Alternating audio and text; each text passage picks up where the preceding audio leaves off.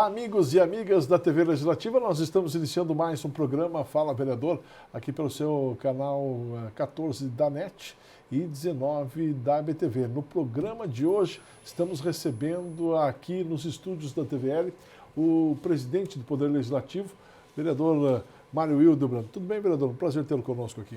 Obrigado, Marcão. O prazer é meu. É bom a gente ter a oportunidade de mais uma vez conversar com você e com todos que estão nos acompanhando nesse dia. Então, vamos falar do dia a dia da Câmara de Vereadores, de tudo o que está acontecendo, do seu trabalho como parlamentar, mas não podemos também falar do seu trabalho como presidente desta Casa Legislativa. Como está sendo essa experiência, vereador? Na verdade, a questão da gestão de uma Casa Legislativa ela é um processo extremamente gratificante, mas também é um processo que gera responsabilidade e tem peso nessa questão. Porque nós não estamos, e eu já fui gestor durante 8 anos de uma secretaria, gerindo um espaço que a decisão final é só sua, né? Aqui a gente tem algumas decisões que são exclusivas do presidente, mas muitas delas são compartilhadas com todos os vereadores e você precisa estar disposto também a discutir, negociar e debater com os próprios parlamentares o processo de gestão da casa e os desafios que ela tem, inclusive em relação aos servidores, em relação aos caminhos que nós estamos querendo tomar. Uma delas é a própria construção da sede da Câmara de Vereadores, estamos fazendo um debate com os colegas vereadores.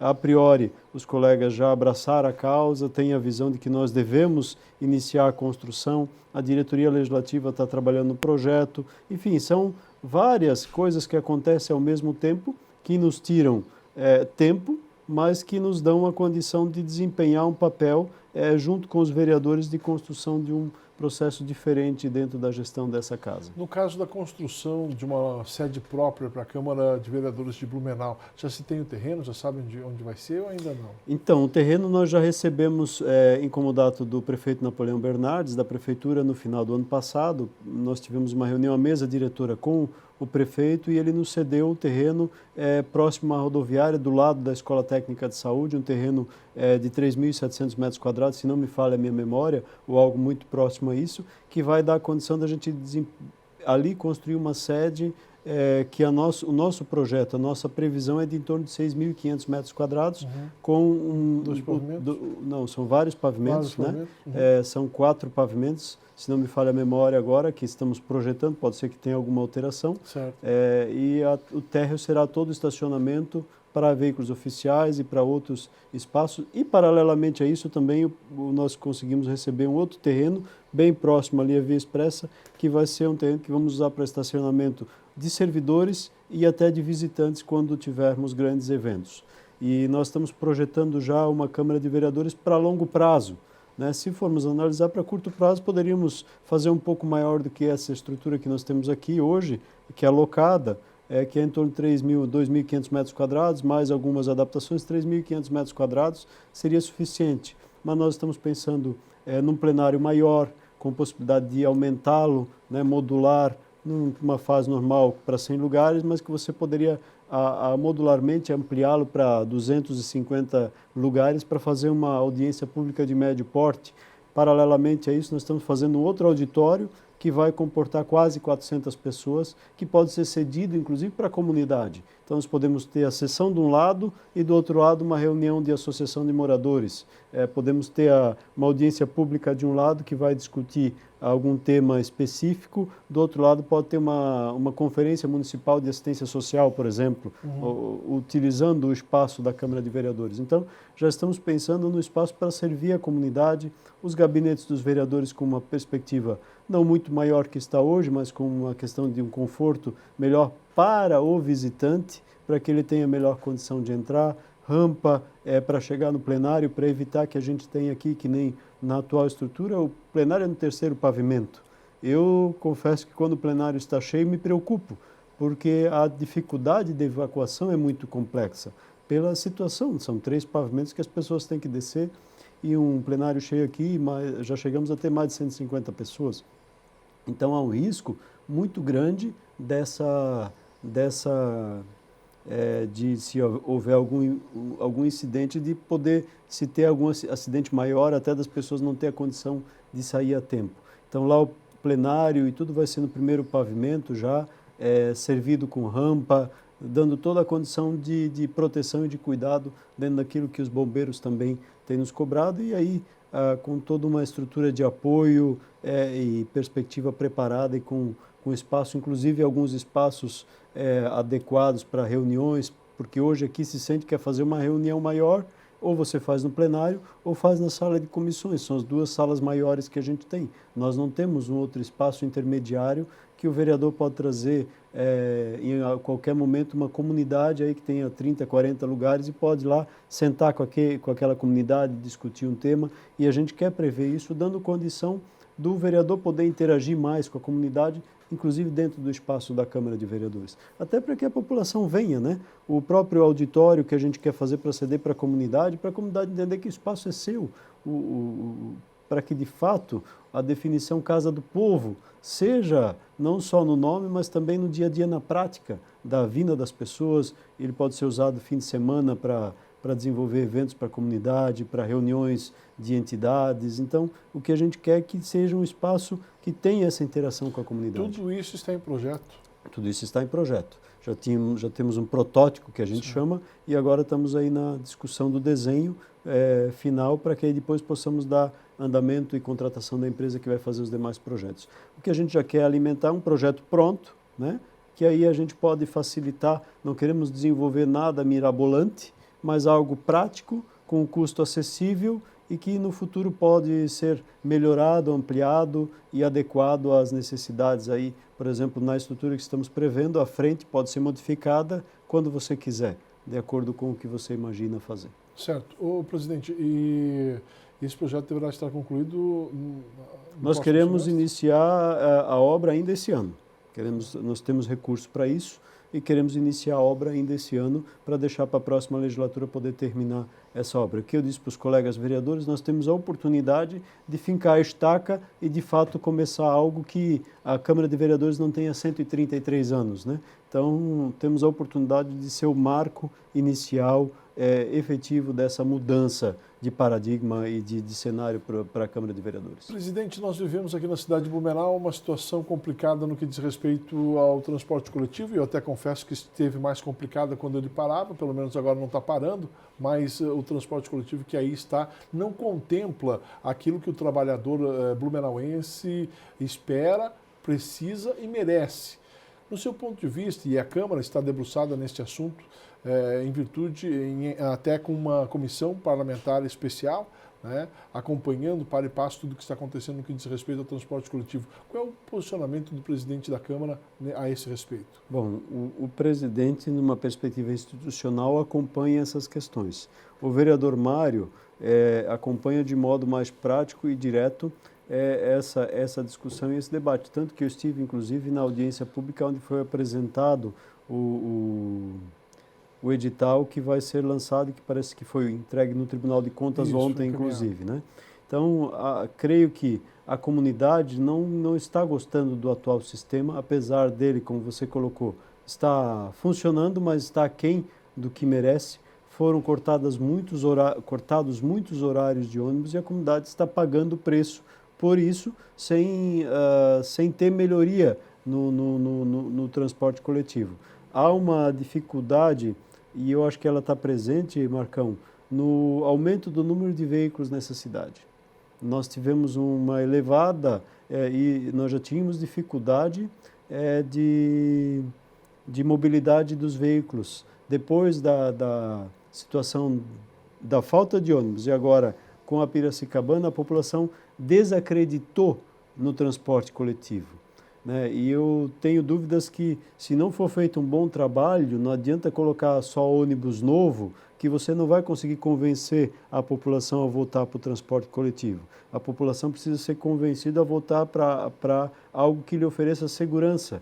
O que é essa segurança? É a qualidade, sem dúvida, mas sobre também o horário, a pontualidade, se isso vai ser resolvido com um novo modelo que permite que você, pelo celular, veja onde está o teu ônibus. Né? Tem que ter confiança, não dá para parar com greve a toda hora, não dá para parar para discutir, nós vamos discutir a possibilidade de não receber aumento salarial. Acho que tem que haver uma um trabalho feito do executivo junto com a empresa e o sindicato de que os debates têm que ser feitos, mas eles têm que ser esgotados antes de você parar o transporte coletivo, porque nós vemos que o outro sistema ele tem dois fatores que agravaram ele, né? Ele já estava falido ou falindo dentro do seu processo no dia a dia. Aí tivemos uma greve de 17 dias e a única fonte de arrecadação do próprio sistema é ele funcionando. Uhum. Se ele não funciona, não entra dinheiro. Se não entra dinheiro, não paga salário. Se não paga salário, o trabalhador também não come. E aí você gera um efeito cascata. Isso agravou a situação das empresas e gerou essa situação que aí o dia a dia apresentou pelo executivo, segundo eles, a caducidade que foi proposta pelo sistema. Acho que o novo modelo falhou no não apresentar, pelo menos nas linhas troncais, ônibus com ar-condicionado.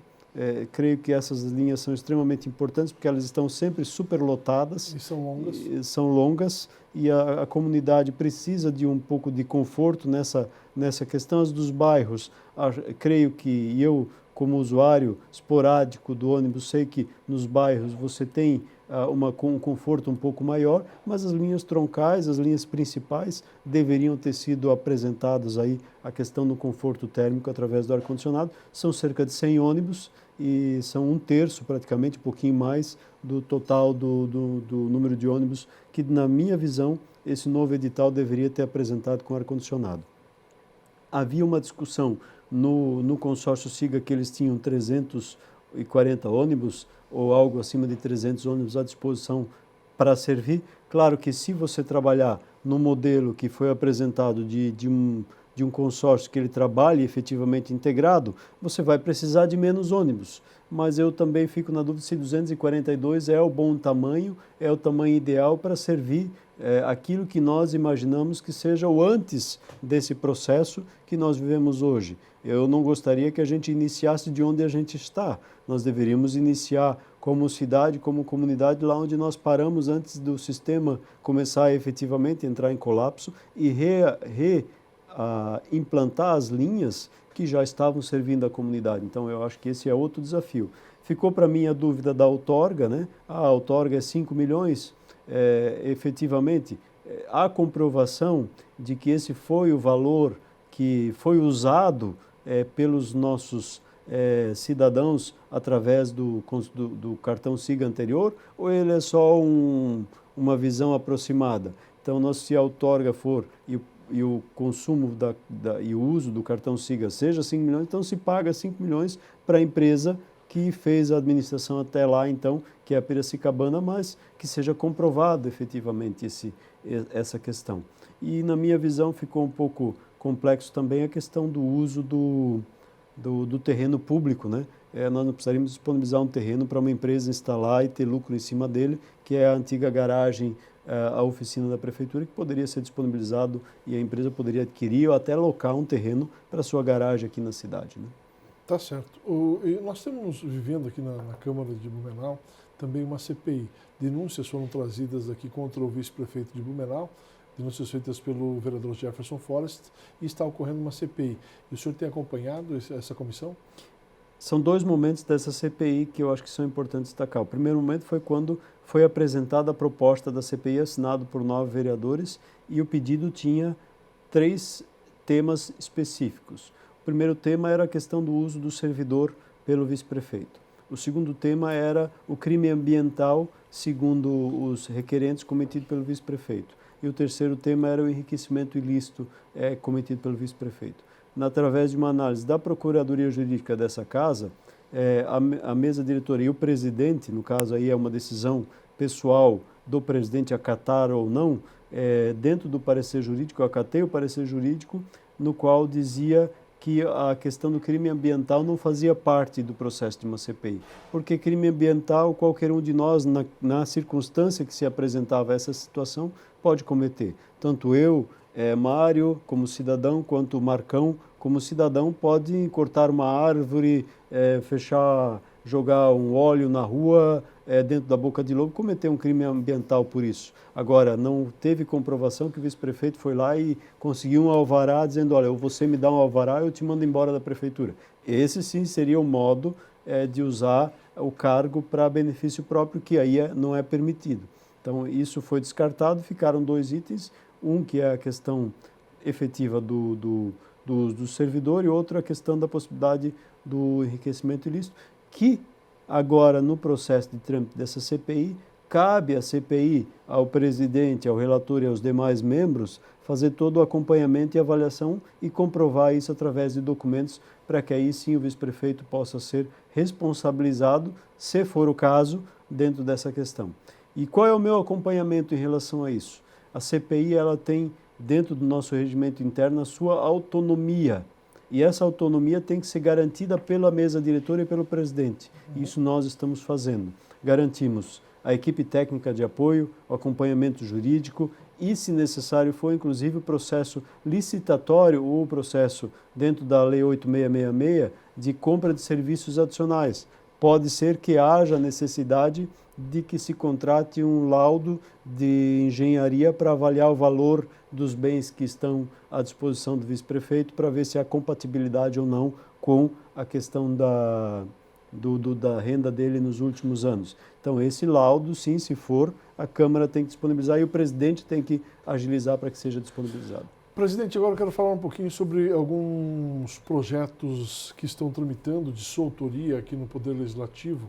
Um deles trata aí de um assunto bastante abrangente, que é justamente a situação dos postes aqui na nossa cidade. Nós temos postes em lugares inadequados, postes às vezes no meio da calçada, postes que estão sob curvas, né, colocando em risco aí o trânsito da nossa cidade, e o senhor apresentou um projeto de lei, uma proposta para regulamentar, para que os postes que forem colocados aqui na cidade de Blumenau, que já estão e que forem colocados aqui na cidade de Blumenau, sigam uma determinada regra. Eu quero falar sobre esse assunto no próximo bloco. Pode ser? Pode ser. Então tá certo, nós vamos a um breve intervalo e daqui a pouquinho a gente retorna conversando hoje com o vereador Mário Hildebrand, presidente do Poder Legislativo. É um minuto só e a gente já volta.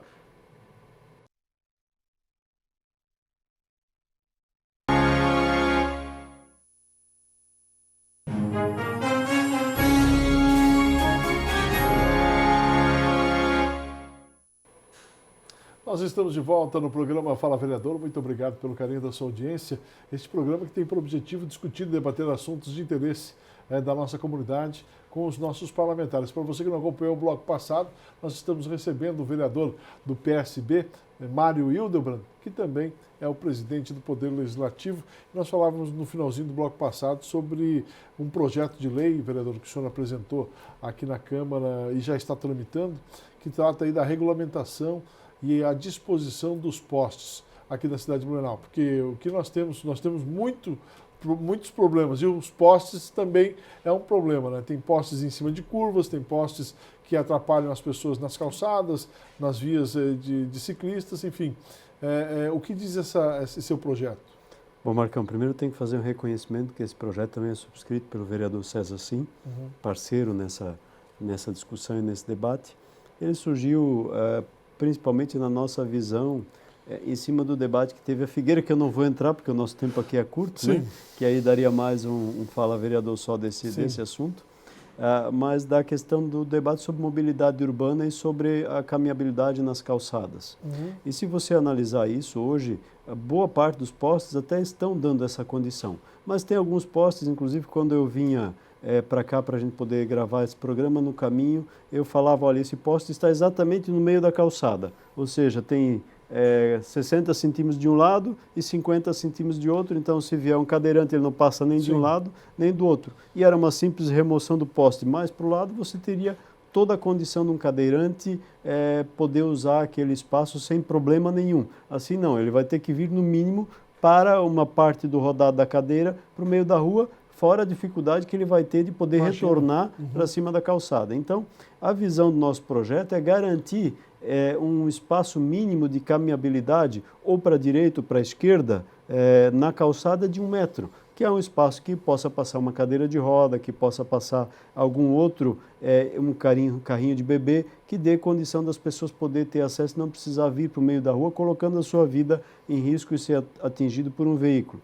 Então, ele prevê, e aí tentando ser bem objetivo, ele prevê que dentro dessa questão haja novos postes e a realocação de postes seja feito de modo a contemplar imediatamente essa questão. Certo. E os demais postes que estão em local inapropriado, a empresa fornecedora ela tem um período de no mínimo 5 anos para poder fazer a troca desses postes. Então, tem um período longo, uma condição tranquila, para que ela possa fazer a realocação. E não são muitos, mas os que estão incomodam, os que estão de fato atrapalham, os que estão de fato trazem problema para a comunidade, para a mobilidade urbana. Esse projeto está tramitando? Está tramitando, está indo para a Comissão de Constituição e Justiça, deve ter parecer jurídico nos próximos dias. Certo. O senhor também tem um projeto aqui muito interessante e até de certa forma polêmico, que trata aí da regulamentação daqueles narguilés,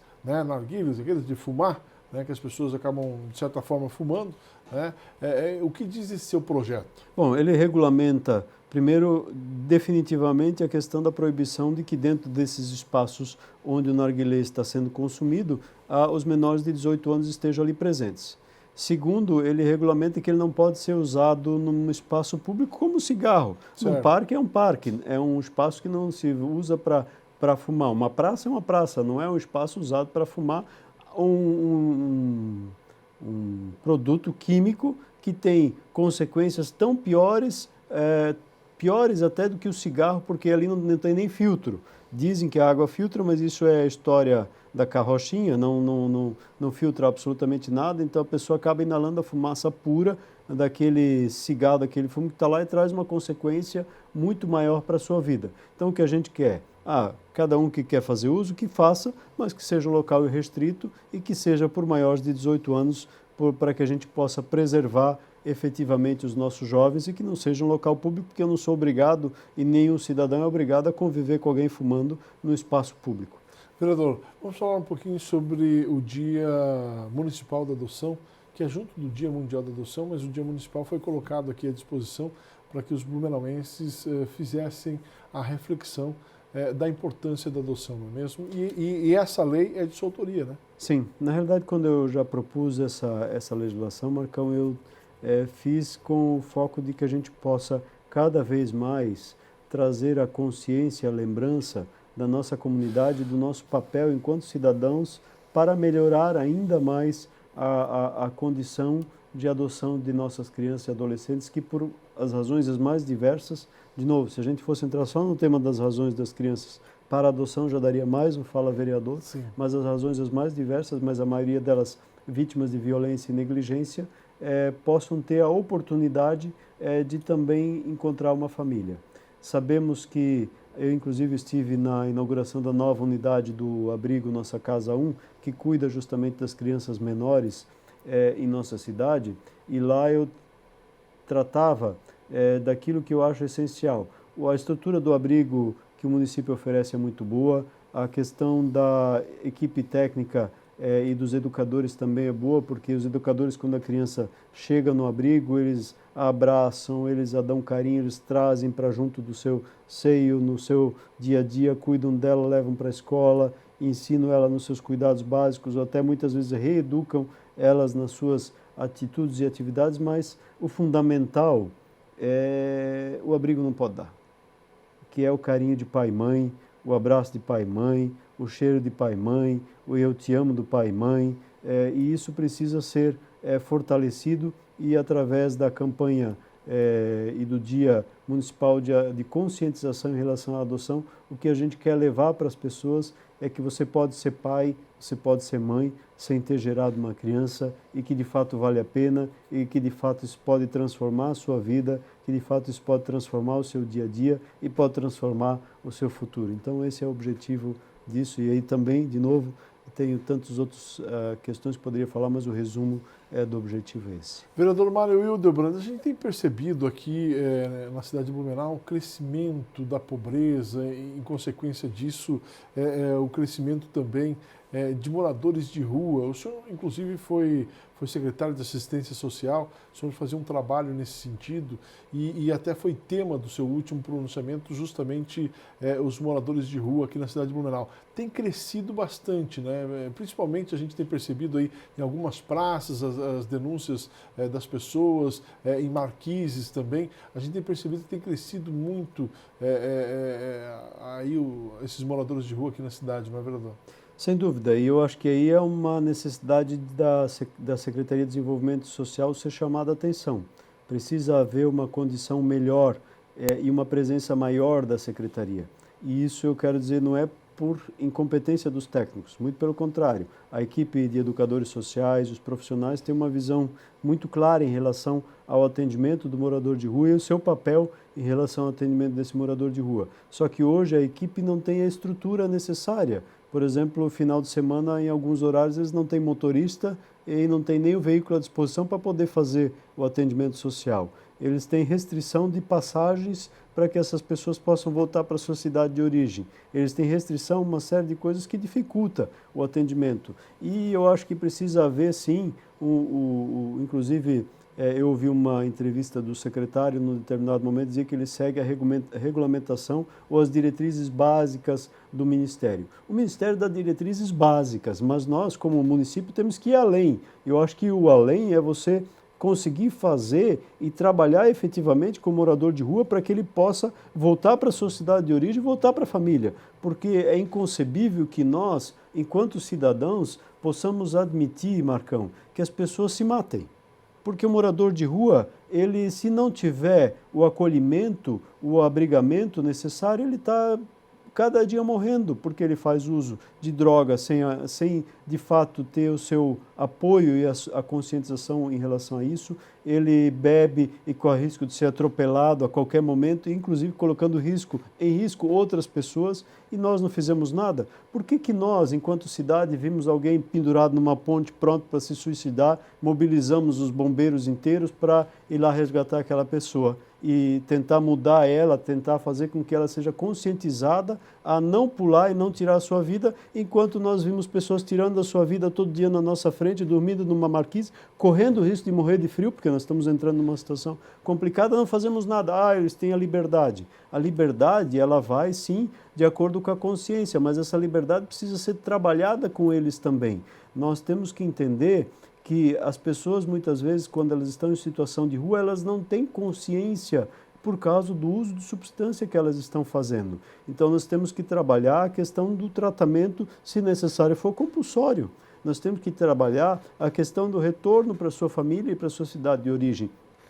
Eu lembro bem, enquanto eu fui secretário, nós conseguimos identificar alguns casos, vou citar dois aqui bem emblemáticos. Um de uma moradora de rua que veio para cá com seus caminhoneiros e pedindo carona e chegou aqui grávida, né, com problema mental, e ela estava, quando nós descobrimos, ela estava na 30ª semana, se não me falha a memória, muito próximo a ter o bebê.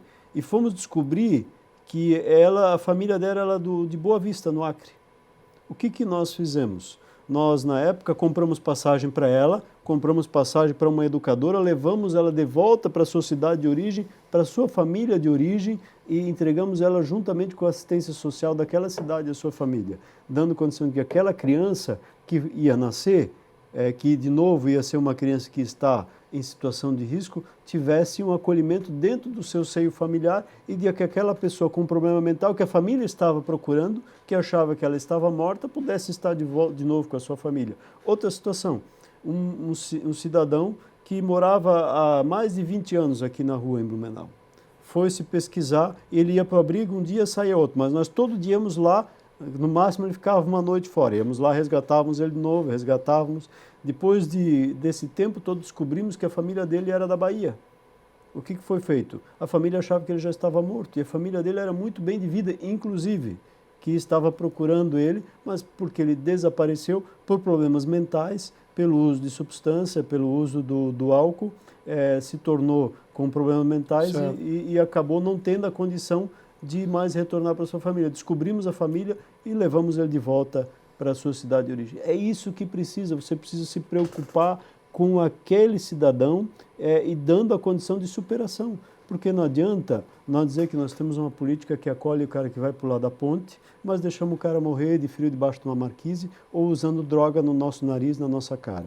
Então, acho que essa discussão, esse debate é importante e precisa ser feito, e a política de assistência social tem a obrigação de ir além do que Brasília escreve numa cartilha para dar uma condição de vida para essas pessoas. Vereador Mário Hildebrand, obrigado pela sua presença aqui no programa, mas antes de encerrar eu quero falar que o senhor é uma liderança aí do PSB e essa liderança te coloca numa situação como pré-candidato, inclusive, e isso é aventado nos meios de comunicação, a possível prefeito da cidade de Blumenau. O senhor tem realmente essa aspiração ou não?